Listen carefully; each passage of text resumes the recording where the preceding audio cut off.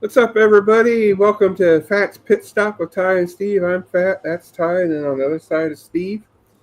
Got a lot for you today. We're going to recap Peoria Falls and Charleston, and we're going to have Peoria Falls, LaSalle, and Charleston because there's two big races going on. We're also going to talk about and get results and talk with Steve about the Bennett Memorial, and we're going to talk about flags because I figured some people in the stands might not know what the flags that you see from the flag stand do. Also, we're going to do a little bit about the Springfield Mile because that happened last week. And then, if we have time, we're going to do how effective is sponsors for the racers or even the tracks. So, with that said, the first race will be in LaSalle. Looks like it's going to be some open wheel action for you. It's going to be the Bill Waite Jr. Memorial Classic. Pit gates open up at noon, so they're open up right now. Grandstands open up at 4. Drivers meeting 6. Hot lap 6:30. Racing to follow. $30 to get in. 15 for kids 6 to 10. Pit passes are 40. Kids pit passes are 20, and you can get VIP parking, which I'm going to assume is like right by the track. That's an extra $15. So there's that one. And then I keep pushing the wrong button. It's the That's also the IRA and MOA. Just putting that on. Then we'll do the Fairbury race, which is the Bob and Pappy Allen Falls Cup Championship night. Drivers Appreciation night.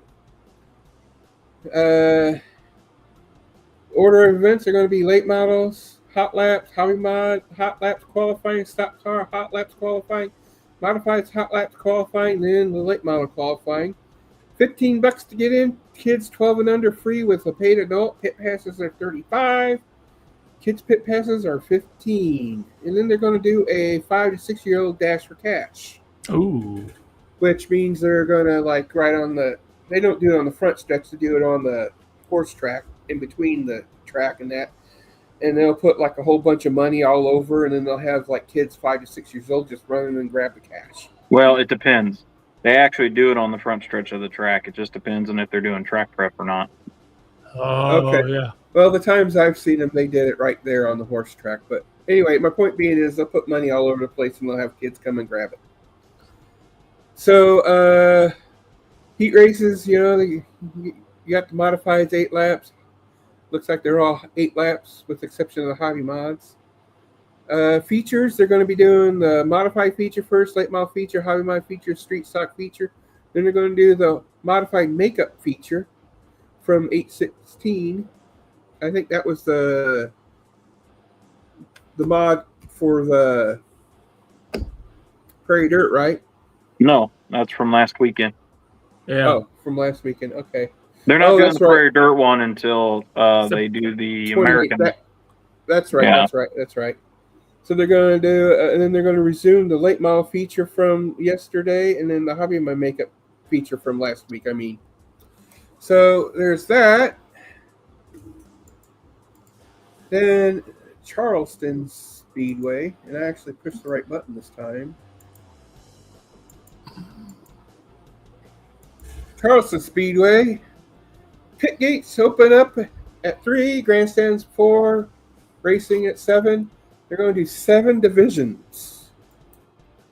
Modified, Pro Mods, Pro Late Model, Stock Car, Factory Stock, Hornets, and Kids Mods. Pit passes are $35, kids 15, grandstands are 15, kids 12 and under are free. And then last but certainly not least, the one that I will be at is Peoria Speedway. They're going to have the Copenhagen Bandit do his show, whatever he does. I never heard of the guy, but I heard it was pretty cool by some people. It's going to be done after the races, but there's going to be late models, modified, street stocks, Hornets, mods, and Crown Vics. Pits open up at 3, grandstands open up at 4. Drivers meeting 5:15, hot lap 5:30, races to follow, pit passes are 35. 16 and under for pit passes are 15. Grandstands is $20. Kids 10 and under are free. So with that said, we will do the recap portion of the drivers meeting. This one was, I guess they can't really do that since they didn't do the features from Fairbury. I guess we won't do that one. That's tonight. So we will go to Peoria from last week, and that's the one I missed because it was hotter than, whatever. Choose your pick. Anyway, late models. Travis Denning, Jason Wagner, Brandon Hamburg, Cole Swibold, Andy Clark, and Cody McGuire won the late model feature at Peoria. Mod feature is Trevor Neville, Mike Chastain Jr., Charlie Hess, Alan Stipp, Noah Fall, and Nash Helms for the modifieds. B-Mod feature is Dakota Traver, Jake Montgomery, Lucas Bolton, Todd O'Neill, Blake Monroe, and Josh Smith for the B-Modifieds. Stock car he is making his return after being gone for a few years. Is Robert Cottam, 1. Craig Hughes, Tyler Gilmore, Ben Odell, Justin Thomas, Ryan Unzicker, which he was a late model driver. I guess he decided to race street stocks last week. And Dustin Stoker Jr. He drove that straight stock out of Metamora, that Crowley Jr. Oh, okay. Cool. They asked Unzinger to drive it last week.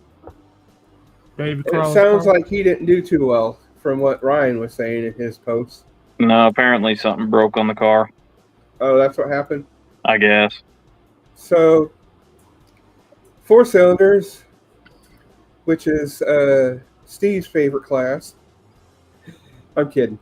Anyway, the top 5 are Matthew Mackey Jr., not Senior, Jr., Jordan Hamilton, Austin Travers, Stephen Fanning, and Haley Mackey. And kids mods. They actually had kids mods. Zeke Williamson, Brody Unzicker, Brody Brandon, Coy Billingsley, and Cannon Stipp. And Crown Vic feature, they only had 7 this time. I'm probably assuming because most of them went to other tracks. I think Charleston. But nevertheless, Crown Vic feature was Adam Tebow, Justin Schroeder, Mike Schlowski, Andrew Stager, and Jeremy Lenger. And that was a portion of the drivers' meeting for us. So we will let's go ahead and talk about the flags. And let's see if I can call up this. Oh, did you want to do Lincoln? Lincoln. I didn't get the... I have them. I was there. Okay. Let's go ahead and do Lincoln. Since we're going ahead and do that one, then we'll do the flags. Good idea. Steve was there, as we all know, because we talked about it. And so, what did you think of Lincoln and the races there, Steve? I was impressed. It's been a while, and I'll tell you right now, guys, I got the racing fuel in my nose.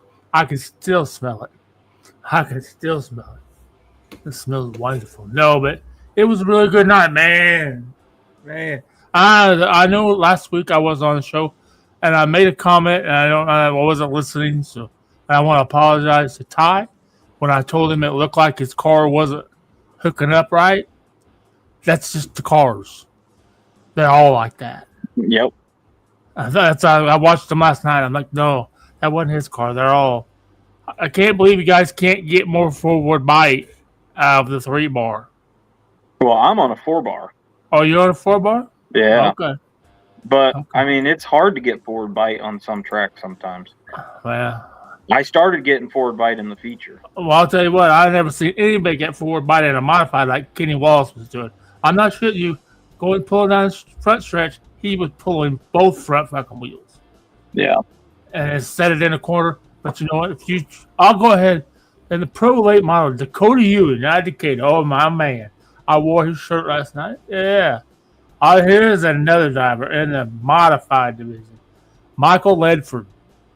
That kid's a fucking wheel man. He started third. Kenny Wallace started on the pole. And within 3 laps, he blowed past Kenny Wallace and is just gone. He ran the high side all fucking night. He's also a track champion also at Farmer City in Fairbury, right? The kid is. Yeah, that fucking kid is. Yeah, he's a good one. And the pro modified, I never heard this. Tommy Duncan. Yep. 32. He used to run Sportsman's at Fairbury. Oh, did he? Oh, yeah. That was a good race. I think he made he didn't lead it. He led about, I don't think he led the last 5 laps. It was a good race. And then the Sportsman's was Stephen Mattingly. That motherfucker, he walked away with it. His car was, I don't know. I'm okay. That's a Fairbury car.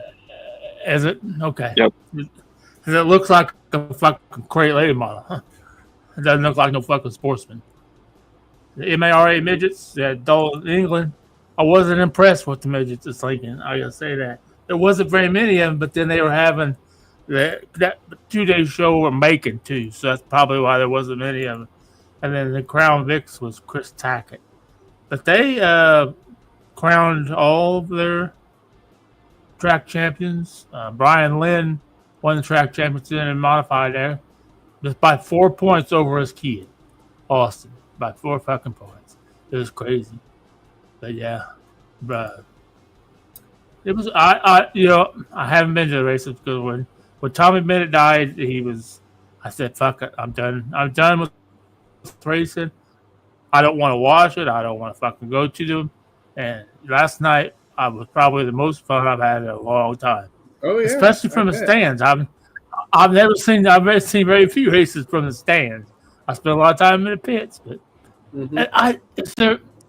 back in my day, they prepped the track, they packed it, and you didn't touch it. These guys now, they're doing track prep 2 or 3 times a night. Is that normal now? Is that normal now? Pretty much. It just depends.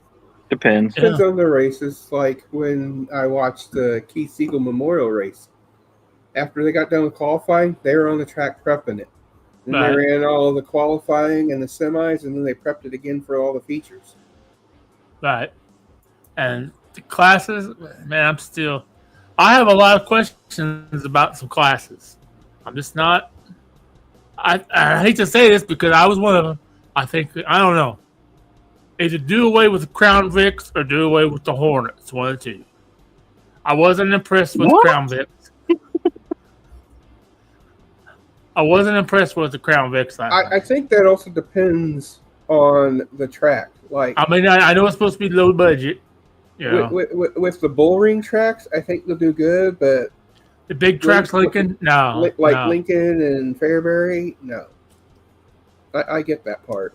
I had 7 cars, 2 of them blew up before the feature was over. Wow. I mean, we're not talking just, just a little bit. We're talking big blow up. So where you see smoke going out of it. Yeah. So, but I think we need to think about. I'm good with the pro mods and late models. Definitely understand the difference. I'm a little concerned now, especially since you told me you have a 4-bar. And so you guys in the pro mods, you have to run a crate motor? No. You have to. Okay. No. You can run any type of motor? You can run up to a cubic inch of 372 cubic inches, I believe. Okay. But different tracks have different rules. So like B mods and pro mods are 2 different things. Okay. So B mods, we can run up to a 372 cubic inch. I believe that's how big we can go. Right. Pro mods is actually a UMP sanctioned thing, and I'm not sure 100% on their rules. Okay. I'm not, because I haven't had to go race pro mods. Right. Well, just from what I saw last night, it seems like the older chassis and stuff like that, because compared to the regular modifieds out there running, they were about 2 seconds slower. Well, that and they got different motors too. Right? Yeah. Yeah, because you have to have a small motor in it. Yeah, I know. Fucking Kenny Strader and Bollinger and fucking all those guys got. I know fucking that Ledford kid's got a horse and that fucking thing. You can hear it. Yeah. But like, there's some people in B mods that have brand new chassis. Oh, really? Yeah. Right. I mean, it doesn't have to be an older chassis. I mean, I can go out and buy a brand new chassis and run B mod with it. You got to go buy the engine rule and the shock packages. And stuff Yeah, like Ty, if he had the money, he can go out and buy a brand new Pierce car and race a brand new Pierce car. Yeah. He just has to set it up with the shocks and the motor and whatever else. So, actually, while Steve was talking, I actually pulled up the Bennett Memorial Race Facebook page, and I'm going to read that by what Kelly was saying. She said, "Wow, what a night. It was absolutely beautiful evening of racing at Lincoln Speedway for the 7th running of the Bennett Memorial Race." She thanked her spouse because she was working the past week and she wrapped up some loose ends. The spouse did. She said, "A standing ovation goes out to my friends, family, sponsors, fans, and of course the driver. This race would never be what it is today without your support." A special shout out goes to her aunt and a friend, it looks like, for preparing the fruit and veggie trays for the pre-race party, and thanks everyone who helped sell raffle tickets, decals throughout the night. And she also wants to thank Adam Mackey and Lincoln Speedway. And these are the winners for the features. Like Steve said, the Pro Late Models was Dakota Uni, Modifieds was Michael Leffert, Tommy Duncan, and the Pro Mod. Sportsmen's was Steve Mattingly. The Midgets was Dalton England, and the Crown Vics was Chris Tackett. Fan giveaway winners was Daryl Dick from the Pro Late Models. He got $1,250. Pickle Stafer's family, which is the modified, got the same amount. And from start to finish, it was fantastic night honoring Tom and Diane Bennett. She says, "Thank you for all being part of it." Now she says you're going to short rest, and then will be planning for next year's Bennett Memorial Race. So, she had a good time last night, and sounds like it went well for her. So, I want to ask Ty something. Hey, if I send this to you, will you put this on your car next year? Yeah. Okay. I'm gonna mail. I got 2 of them. I want you to put it on your car next year. Yeah, that's it just says the Bennett Memorial Race. What's it say? Race like a champion. Yeah. Yep. Cool. So with that said, it sounded like it would be good. I didn't go because I didn't have money. I'm glad Steve went. I got a fucking hat. Steve got a hat. Well, Steve, show that a little bit better, Steve. Show it up in the. Oh, got a Jake's hat. Oh, a Jake's hat. A whole bunch of. Oh yeah, I got a cozy. I got all kinds of stickers. Oh fuck! I can't wait to put these all over my truck. I'm going crazy. Right. Huh. Sounds like you had a really good time. I'm glad you went. You got it back now, Steve. You're going to be addicted again. Unfortunately, And now you said it was only like 15 minutes away from your house? Yeah, it's 11 minutes from my house. 15 minutes max from his house. So, hey, there you go. You can go racing now next year. Yeah, exactly. Now that you got your love back for it, which is super cool. And like I said when I first started the show, it's all about mental health. And the way it sounds like, it helps. With me, with Steve, and I'm sure with Ty, when he gets in the car and races, it helps our mental health. And that's why I like to do the show, because it helps out with mental health. I just want to say this. I mean, I've been a racer. Ty's a racer. Phat one is kind of raced. And they always do the parade lap and everything where you're supposed to stick your arm out there. All those races I ever did, I don't see a single fucking person in the stands. I'm not, I see all these people, hey, wait, and I'm thinking, people, they're not paying attention to you. Well, they actually tell us over the intercom now. Oh, see, we didn't have that in my day. Yeah. But no, they tell us, they say, please wave to the fans. Oh, really? They say wave lap. That's what they call it. Doing the wave lap this time. So basically, I stick my hand out the window and I just kind of do this. Yeah. And then another thing, I'm sorry to get on a little tangent on this show, but this is a racing show. This is the race question. I've never seen this before because I've never been in the stands. Okay, I understand how we want the sport to be, we want the young kids to get involved in it and everything. We want all these, but this whole at Lincoln after the race, they pull up on the half mile to do the victory circle, and they all 10,000 kids run to the fence right there because they have the driver sign a flag and he has to give it to a little kid. Yeah. You know, I don't know if I'm hip on that. I don't know. Well, a while back.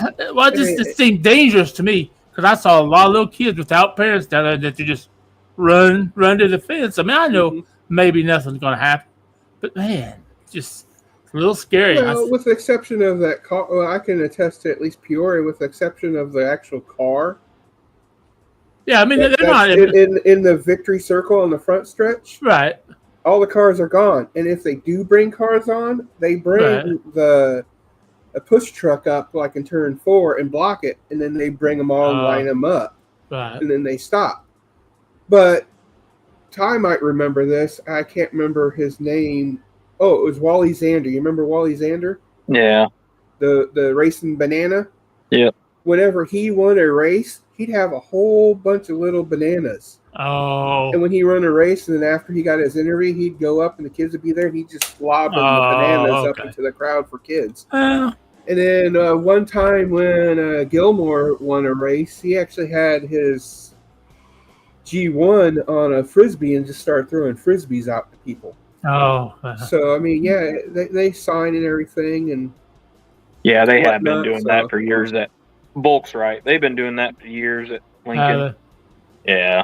That's the first time. Like I said, I've always been in the pits. I've never seen anything like that. So yeah, they've done that for years. I mean, they do it at Farmer City too sometimes. They did the flag, and they also were giving the drivers.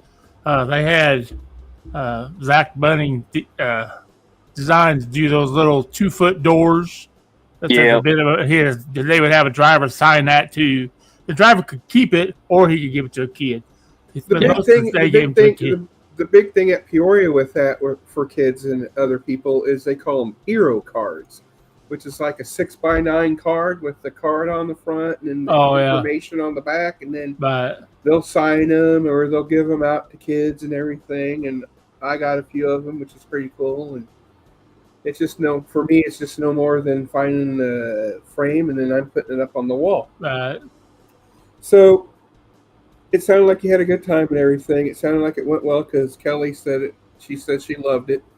And I can't wait for it to happen next year. I hope next year it gets super big, even bigger, more cars and whatnot. And hopefully this show will help them out with that, with interviewing Kelly and talking about it. So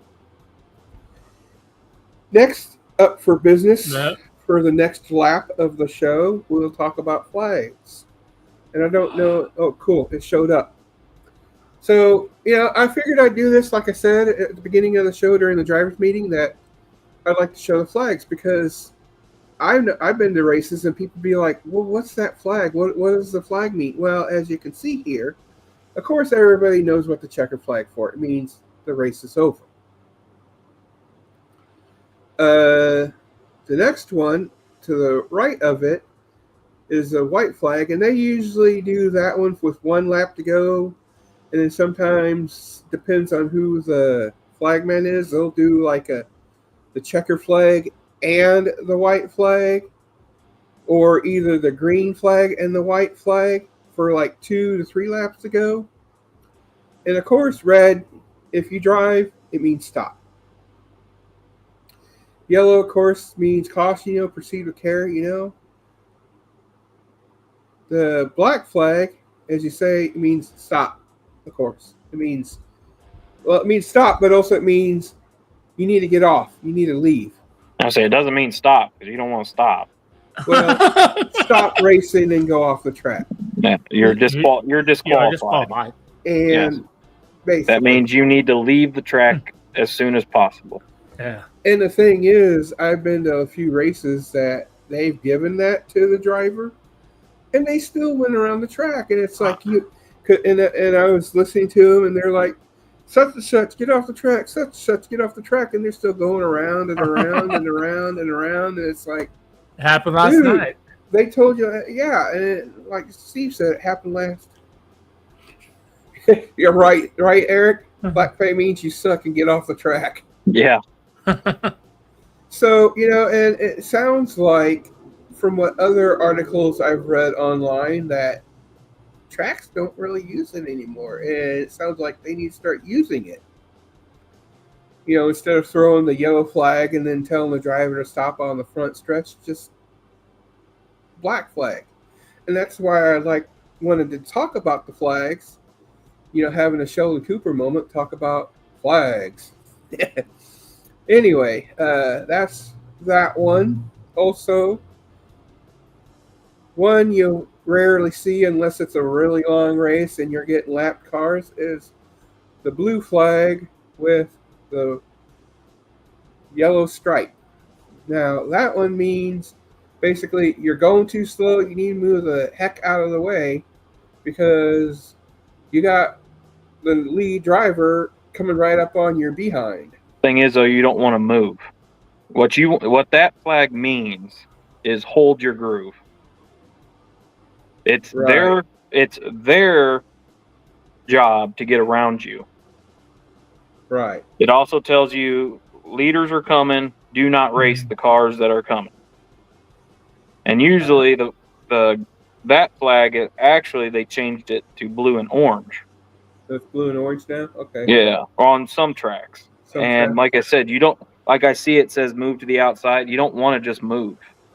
Oh, because they might run the outside. They might be running the high side. So there was a flagman at Fairbury, Jim Whittington. He's really good. What he'll do is he'll point to you with that flag, and he'll either tell you down or up. And you want to run the opposite of what he tells you. Because he's telling you where they're running. So basically, he's pointing at you, then he points up, and that means the person behind you is on the top, and you need to go down. The leaders are behind you. They are running the top. Hold your groove. Right. Because, like I said, you got some of these lap cars that they're sporadic. One lap they'll run the high side, one lap they'll run the low side, one lap they'll run the middle side, and then they'll just keep jumping. No, when you see that flag, you hold your groove and you let them get by you. Right. Usually what I do, because I've been lapped before, usually if I know the leader is passing me, I'll let off the throttle. Right. And I'll let them go. Right. Because I'm not going to race the leader. There's no point in it. Right. So, and as what we talked about before the show is Steve's used to that flag. What? the blue and yellow one. Yeah, I got that flag. Like, get out of the way. Yes, move, driver. Get out of the way. That's pretty much what it means. Yeah, keep your line. Hold your groove. Like I said, don't move out of the way because then you can totally fuck them over. Oh, yeah. Just hold your groove. My grandfather always told me, hold your groove. When they show you that flag, you hold your groove, you stay where you're at. It's their job to get around you. Mm-hmm. Oh, yeah. I did that my very first race. I didn't hold my groove. And the guy was coming up behind me. He was the leader. He just stayed his front bumper and ended up inside my car. Oops. He wasn't very happy. So, like I said, now that we know that, it means basically hold your groove, not move to the outside because that can cause a wreck for the blue and yellow. Black flag means to get the F off the track. Yellow means, hey, something's wrong. You need to slow down. Proceed with caution. Stop. Red flag means stop, means basically someone flipped. Or there's a big, huge wreck where they have no room to go around. Green flag means smash the loud pedal. White flag means one to go. Checkered, of course, means the race is over with. So last week as well was the races at the Springfield Mile.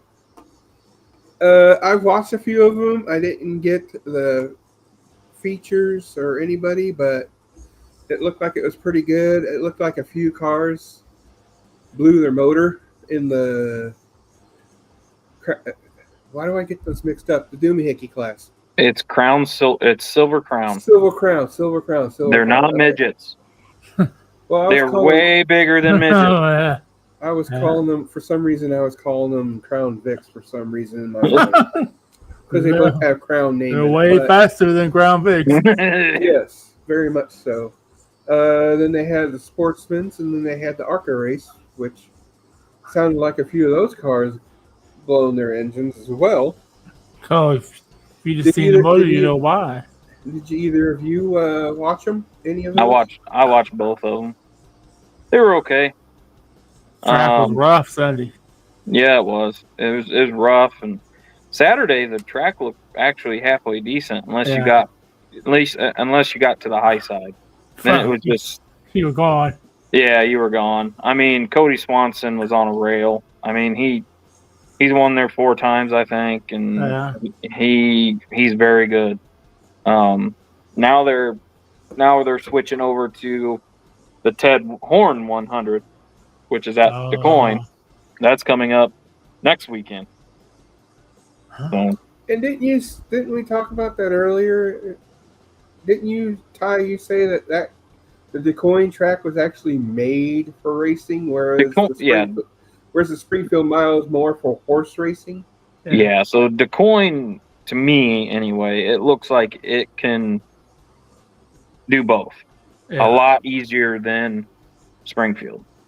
Yeah. Because DeCoin's more banked a little bit, so they actually can run the high side DeCoin and actually make up ground. Springfield, if you get up to the high side, you're in the loose crap, and you're done.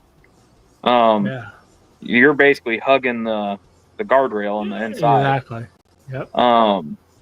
DeCoin also has lights, so so back in the day, they used to run the USAC Silver Crown cars Sunday night. Ooh, that'd be cool. Under the lights. And then they would run the ARCA on Sunday or Monday. Oh, yeah. So then now it's weird, though. Now they run the Silver Crowns on Saturday during the day, and then they run the ARCA on Sunday night. All right. So, yeah, we went up there and modified. And we went up there and modified. We got the hot lap. And I don't know what happened there. All of a sudden, StreamYard just decided to glitch on me. So I didn't touch anything. But yeah, DeCoin is. I like DeCoin better than I do Springfield. Oh, wow. We used to go to Springfield every year, me and my grandfather, and then we'd go down to DeCoin for at least Sunday. But yeah, no, they're both good races. Yeah, I never been there. It sounds like a cool track to go see. I still have never been to Springfield Mile yet, and I'd still like to go. It's just, paying to get in and paying in to watch the races, then finding the spot to park that's going to be handicapped, and then you kind of sort of feel obligated to buy fair food, and it's... You know what? I went last night. I didn't feel obligated to buy anything. I went to McDonald's after the races across the street.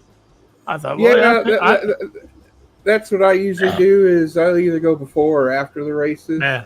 I mean, if I do buy something at the track, it's going to be like water or Gatorade. They had all kinds of stuff. I saw people with chicken nuggets and everything. We pack our own stuff. Oh, when we go racing, we pack we got 2 coolers. One usually has lunch meat and stuff, and then the other one has drinks and beer and one night we went. My wife made spoon burgers. You just those put were burger in good. a crock pot. Those were good. I had so that way it saves us money. We don't have to buy stuff from the concession. Right. In a certain track I go to, actually a couple tracks I go to, even though it says no outside food and drink, there is a lot of us that still bring food and drink. And I think the only reason why we get by with it is because we're regulars. Right. You know, we actually know the person who owns the track. We know the people that run it. So they're like, kind of like, go, I didn't see anything type of thing. But nevertheless. That was great. We had Subway for a sponsor for like 6 years. We could get a party. He'd call. He said, "I want a party tray for Saturday," and they fixed the party tray for free. We had to take it with us to the races. Hell yeah! Mm-hmm. Mm-hmm. Yeah, I'll be watching too, Volk. Volk will be the ARCA race. Yeah, we thought about going down there for it, but yeah, we decided we'll just stay home. That's like a 6-hour drive one way? It's about 4.5, 5 hours. Oh fuck! Well, with your foot, yeah, it'd probably be about 4 hours. So I mean, you got to go through all small little towns because you're going 51, or I think it's 51 all the way down. So you go, by Macon and all that. But I did find a faster way. You go down like you're going down to St. Louis, but then you catch that interstate. I forgot what interstate it is. 70? But you catch, maybe you catch it across, and then you get down by like Centralia, and then that's when you can make up some time. Right. So it sounded like it was pretty cool. It's Springfield Mile. Cars are going to blow up because most of those cars aren't used to a mile, so they're pretty much. And I talked with Ty about this a little bit too. Pretty much with the exception of maybe in the corners, it's pretty much foot down the whole way around, and just let up a hair bit enough to set, and they're down on the throttle again. Is that what? Yeah, you just got to set up the car. That's what you got to do. You just got to go in the corner, set the car, and then get right back on the throttle. So basically, it sounds like they're doing $7,000 to $7,000 the whole mile. So that motor is wrapping the whole time for 100 laps, unless there's a caution, the yellow flag. So those motors aren't used to a mile going 100 miles with 7,000 RPMs, where they're used to shorter tracks, quarter miles, 3/8, eighth mile tracks. They're like floor it, let go, floor it, let go, where it has time to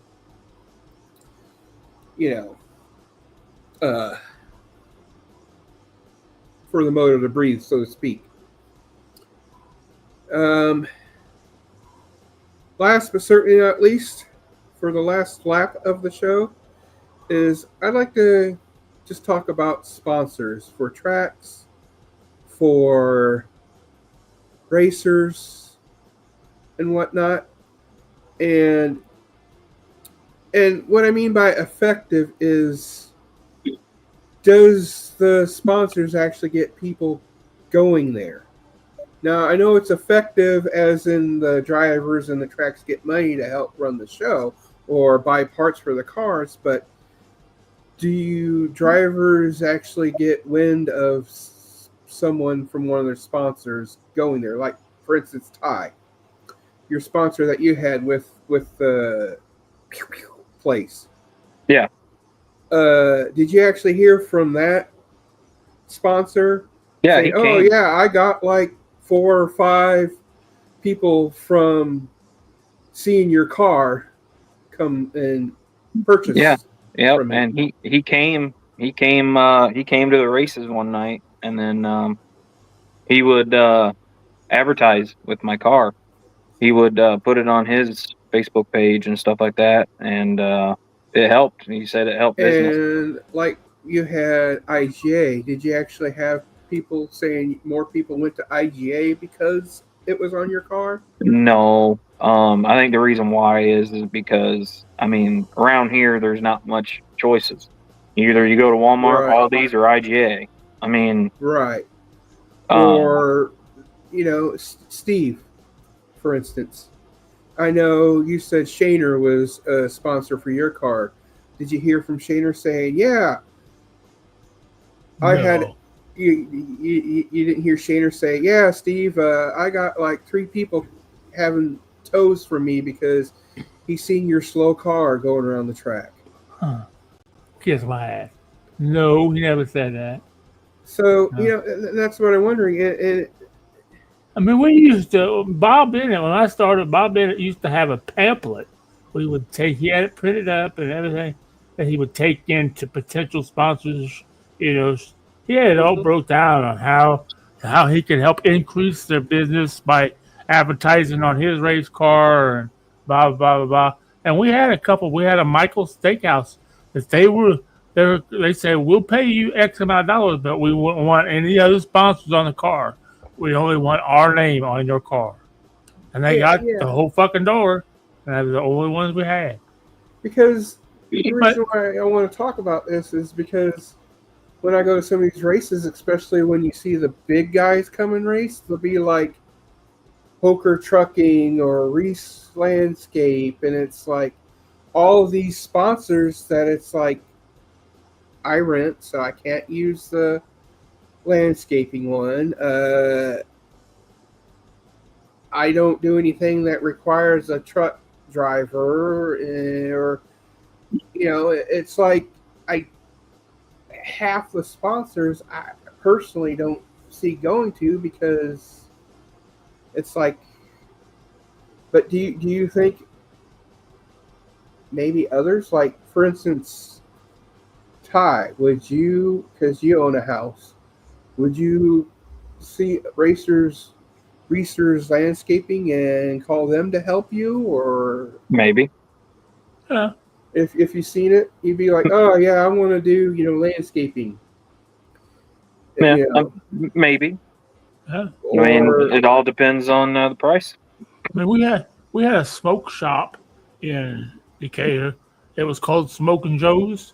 And you remember way back when, and Ty probably remember this, when there was a Smoking Joe's NASCAR, Jimmy Uh-huh. Spencer. We had the car done like that. We were number 99 and had the Smoking Joe's, had the camo on it. And people Uh-huh. would say, oh, they'd had people go into it. They said, we got people say, yeah, we saw you race down in Macon, that Smoking Joe race car. That was a bad, motherfucker. That was a bad car. That was a Randy Martin car. That was a fucking dirt right. works. Now that you're saying that, I do remember actually years ago actually doing some sponsors. Like for instance, I can't remember his first name, but it was the one of the Schickles. He was a 5 car. He always had RC Oh, Cola. yeah. Yep. Yep. I can't remember That's his first name. Eddie Schickle. Yeah. Well, Yeah. I used to be a Coke guy, and then all of a sudden I see the RC car, and I'd be like, yeah, I'll try RC Cola. Or for instance, now there's a B mod, I think, at Peoria that has VIP vapes. Oh, I'm, really? I'm actually thinking about going to that store and checking it out. So Yeah. Well, I it's mean, look at Weaver, the Pizza Yeah. Hut car. He's yeah, He had had the Pizza Pizza Hut Hut car, forever. yeah, He's had Pizza Hut forever. and then he had Jimmy John's there for a while, Yeah. Yeah. and uh-huh. then now I don't think he's sponsored by any of them, I don't but think, no. he was sponsored by New Way Transportation for years too. Yeah. I mean, there's some sponsors that they will only sponsor certain drivers. Right. Yeah. Right, And now it's hard to get sponsors. It really is, Exactly. Yeah. Right. because they think they're liable too. Exactly. Like if anything happens, they're liable. Right. Could be liable. Oh, that Ty dude, he got a really bad wreck, and 3 people got hurt, and his name was all over my car. My name was all over his car. Yeah. Yeah. So, no, I don't want to go do that fucking. Yeah, he likes that fucking. Dude, Yeah. So I mean, like I said, I got my feelers out. I know Kirby Foods, that they said they will. I got a couple other sponsors that are willing to do it. I'm in talks with another one too. So we'll see. Right. So the way it sounds like, it might depend on the sponsor that they'll actually get people going. It does. It depends. Whereas some, it's just more advertising for, Right.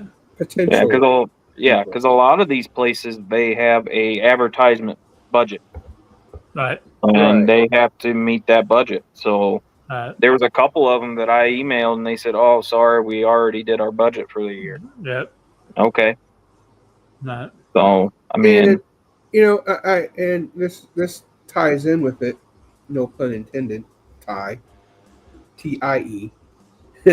Anyway, I get how drivers want to have enclosed trailers to keep their stuff better in the rain, or use the enclosed to change into their driver's suit and whatnot, and to keep their stuff, in one spot. But I personally like the cars that come in on trailers or come in on a hauler like what Gramps had at one time, because you get to see what the cars look like when they come in. You get to see the sponsors and everything. And also, when they're driving down the road, that's also advertisement as well for those sponsors.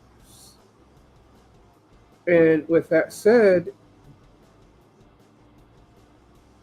I don't know what I would go with it, but I know I've heard Ty, but do you think that possibly maybe some of them could have it on their hauler, or do you think, like what we just talked about, they would be liable for it if that person?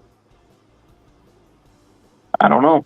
I think it just kind of depends. I mean, if Kirby Food said, "Yeah, we want a sticker on your trailer as well," okay, Right. Yeah. okay, Like for instance, like if someone's like Ty's going. Now I'm not saying it's going to happen, but say for instance Ty is driving down the road in his hauler, and he has that sponsor on the side, and he decides to cut off someone.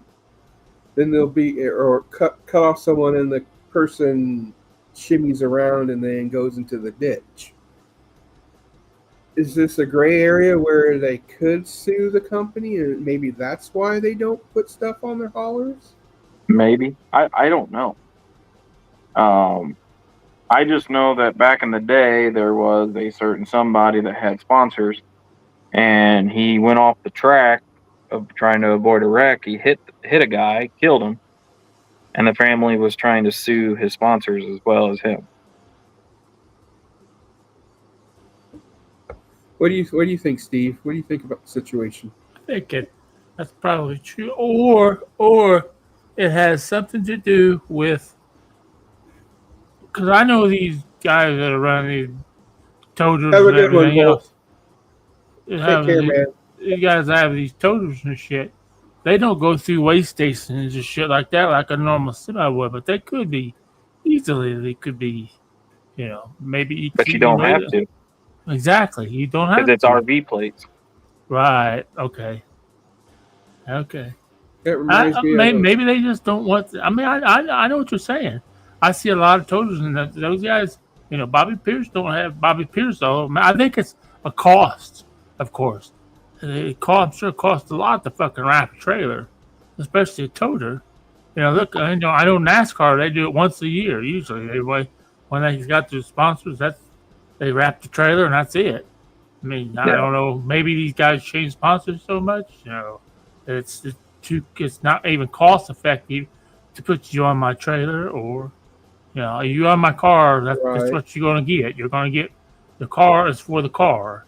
yeah, The car gets you the exposure. The trailer is just getting you from A to B. The car is where on the racetrack is where you're going to get your exposure.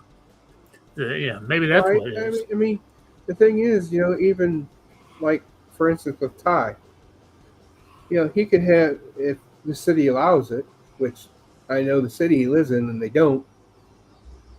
He could have his sponsors on the side of his hauler, sitting in his driveway, and that would give exposure. But at the same time, like you said, so I think it all boils down to is sounds like it depends what the sponsor wants, depends what the driver wants, and also depends on if there's going to be a liability or not. Because I had a panel van. I had no windows, but the typical back windows. And if you were a sponsor on my car, when I had my decals made, I put you on my van too. Mm-hmm. But that was just me. Yeah, I know it didn't make a fucking difference, other than it made my pretty white van prettier because I had sponsors all over it. Mm-hmm. Yeah. I mean, I get why some people like the open trailers, but I'm telling you right now, that enclosed trailer with me has been the best investment I've ever made. It's great when it's late at fucking night. You don't want to fucking do anything. You just park it. When you're damn well ready to unload it, you can unload it. Yeah. And it's nice because, like, if it's hot out, you can go sit in it and get out of the sun. Yeah, get out of the sun. Yeah. And then some of those haulers actually have benches, where you can we just sit on the ramp overs. That's where we sit at. We sit on the ramp overs. Yeah. Right. Well, benches as in to work on. Like if you're like, you have a carburetor and you can fix it real quick. You can pull a carburetor off, set it on that bench, and then instead of doing it on the wheel well of open, We had an open trailer with a late model, but we had it was an old, like a U-Haul van that he'd taken the front part and we made it like a coach or a camper and took like the back 8 feet. And that was where our workbench was, and it was all wired in. And we had the air compressor inside the toolbox of the trailer it was plumbed through the trailer. So we just turn the air compressor on and plug air hose in. Yeah. We we had a vise and all that shit inside the trailer. Well, I know it was it's fucking it's nice when it's especially here when it's gonna get fucking cold. Any one of the races or early in the year? Oh yeah, you get a nice little salamander heater going inside a closed trailer. Oh, it's toasty warm in there. Yeah, like I said, I like my enclosed trailer. I've had an open trailer, and it was nice. It did the job, but the enclosed trailer to me is much. I like it much better because I have a toolbox that I can wheel out. Right. I can wheel it back in, wheel it out. Like Steve said, come home at 2:00 in the morning. I don't want to unload the race car. I want to go to bed. So I can leave it in the trailer. As of right now, that's where the car is right now. It's in the trailer. Right. That's where I'm storing it at this moment. So, it's just, and it opens up a space in my garage. So the enclosed has its benefits and it has its cons, but so it pretty much sounds like preference. It does, and also, honestly, the price. You can get an open trailer cheaper than you can. Well, some I should say, some cheaper than you can an enclosed. Right. Because you got those Pete Parker trailers. They're fantastic trailers. If I had a chance to get one before I got this chance to get the enclosed, I probably would have gotten a Pete Parker trailer. Right. But yeah, it's just these Pete Parker trailers. No one's selling them for less than $8,000. So. And also with enclosed, you also have better chance of keeping your tires out of the sun, like we talked about earlier, where they won't grow and stuff. Because if they're just sitting on the top tire rack, out in the open, then they can possibly get sun damage. Well, they get sun damage. They can get waterlogged, water damage. Then you got to worry about like leaves getting on them and stuff like that. It's just. And then you also got the chance of, since they're so expensive, you got a chance of someone stealing them too. Well, and also you got to think about it too. Is you going down the highway, somebody hits something on an open trailer, it could hit your race car and break something. Yep. Uh-huh. Or like you could, or what? Or your pit guy could or your pit guy, your crew chief could forget to strap the race car down, and then the winch start to freewheel race car off of the trailer. That too. That doesn't happen in an enclosed trailer because there's the door. Yeah. But then it hits the door and it fucks the door up because the race car rolls backwards and hits the fucking door and bends the fucking door. Well, if you're gonna tie down your car, learn from the clubs because, well, as we talked about in the previous episode, they showed pictures of their car after it got wrecked. That car did not move at all. It was just sitting there on its side. I'm like, they tied that down pretty good. Yeah, they raced that car next week. Yeah, they fixed it up and raced it next week. Yeah, they did. No, like I said, when it comes to sponsors too, it's just they're harder to get.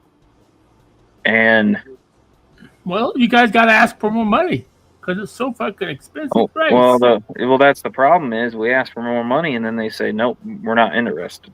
Exactly, we're not interested. And then that's why I always tell them any amount will help. Right. I don't care if you give me $100. But it depends. I mean, right. You pay me $100, I'm only going to make a sticker about that big. Exactly. Yeah. Mm-hmm. I mean, because that sticker is going to cost you $20. So, yeah. So I mean, now you've only got $80. Well, some people say, "Well, I want the whole rear quarter panel." All right, $400. All right. Well, we can only do about 200. No, then you're not getting the whole quarter panel. You're getting the sail panel. You're not even getting the whole sail panel for that. Oh, really? Okay. If you want the whole sail panel, it's going to be $250 to $300. Right. Right. Yeah. If you want most of the sail panel, but like I said, if you want the whole sail panel, it's going to be about $450. Because when I go around the track, what can you see? That's going to be the first see the sail panel. Right. It's not going to get banged. Well, it's going to get tore up if you get hit hard, but if you get up against the wall, it's not going to get scraped off or anything like that. So I mean, I've had like the BFD QPUs. Right. He wanted both sail panels and the nose. He paid me $1,000. Actually, right. I think he paid me about $1,200. Right. So I deal. Okay. Yeah. And I don't know exactly what happened. He had to get out of that business, but he was looking to come back the next year. Right. And he wanted even more spots. More. So he was thinking $2,000. Oh wow. So that would have been a great sponsorship for me. Mm-hmm. Like I said, I have a person here in town. He gives me some money. Right. But yeah, no, you're not getting on the car for less than $250. I'm sorry, but in today's world, that's just how it is. So yeah. If you want, it costs you more than that to go race one weekend. Yeah. So I mean, if you want to buy me a set of tires, all 4 new tires, sure, I'll put you on the car. If you want to buy me fuel for one night, right? Okay, I'll put you on the car.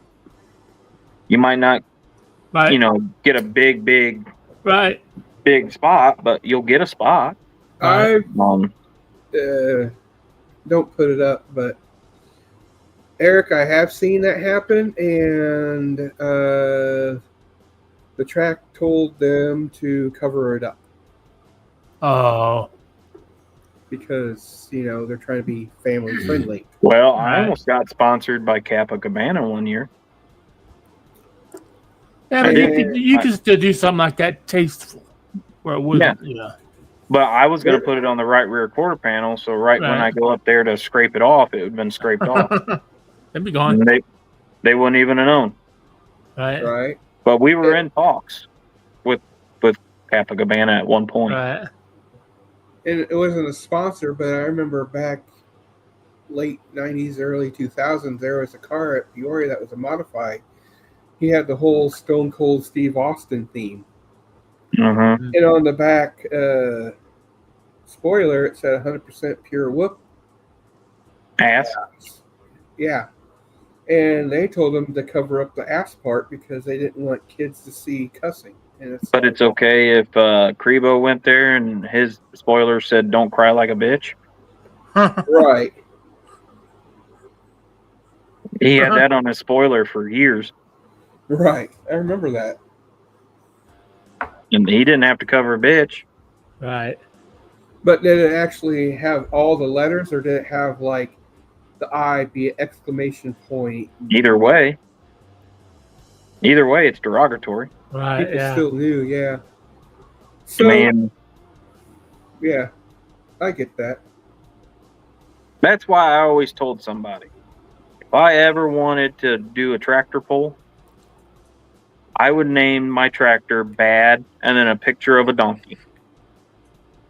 Because kids would laugh because, oh, bad donkey, that's funny. But adults would get it. Badass. Right. Yeah. So, like I said, it just sponsors. Bad Jack, there you go. That'd be, you call it Bad Jack. Yeah. Yeah, no, I always wanted a picture of a donkey. Badass. But no, going back to sponsors is and a lot of these sponsors, they don't think that their advertisement or the giving the money is not going to give them the satisfaction of the advertisement. Right. Because it's they want to know what you're going to do. It's only shown 4 times a month, whereas if they advertised on a bulletin board. Yeah, but then you have to say, okay, I'll bring my car next Saturday and park it here in the parking lot. Yep. You know, that's going to draw people in. Yep. Oh, and I told, yeah, I told Kirby Foods that. I said, I'll bring a car out one time. Right. I'll let it sit there for a Sunday. Right. Mm-hmm. I know there's other sponsors that, they want me to bring the car, and it's like, just let me know. Just let me know. Right. So it sounds like with sponsorship, it's really hit and miss if people go. And it just all depends on how much the car's shown, where the car's at on the track, if the car's decal is scraped off or not, and things of that nature. With that said, this is the final lap. So it's the what flag, everybody? Checkered. Technically the checkered, but it's the white flag. White flag. Steve had to think about that for a minute. Well, Steve is probably a little bit of... It's time to pull off. It's time to pull off now. I was just waiting for everybody else to start pulling off, and I'll pull off. Yeah, exactly. I'm going to race till else. So, with that said, Ty, what are your final thoughts for the final lap? Final thoughts. Good luck to everybody that's racing tonight. Wish we could be there, but hopefully maybe next weekend. Well, you had busy with working, and also you had something with your son earlier. Well, I just had the JFL game this morning, which he did really good. He did a 15-yard run, so. Ooh. But yeah, hopefully we'll be out next week. Just kind of depends on how we feel and what we got going on. So.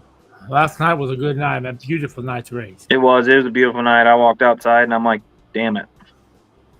Track was bad fast in Lincoln. Anything else? Anything else, Ty? Nope, that'd be it. Like I said, hopefully we'll see you next week and have a good weekend, everybody. All right. And Steve, what's your final thought last lap? I still smell. I do. I'm fucking crazy. I still smell that fucking. Smell your fingers. Smell the race fuel. That first sportsman pulled out on the track. I'm like, oh shit. Yeah. I got a little chubby. I'm like, I'm gonna have to go use the bathroom. Oh. Which that's a long walk. I know. And that's why Ty parks beside the Porta John at Fairbury. Yeah, and I got something with gear lube. I remember that sick, but I love the smell of that fucking gear lube. Oh yeah, it's great. I love that smell, especially the drivers that'll use the sweet smelling stuff in their yeah, when they're going around the track for that 100 laps. Every time they come around, you get that waft of that sweet smell and race fuel. You're like, oh yeah. Yeah. I love the smell of grape.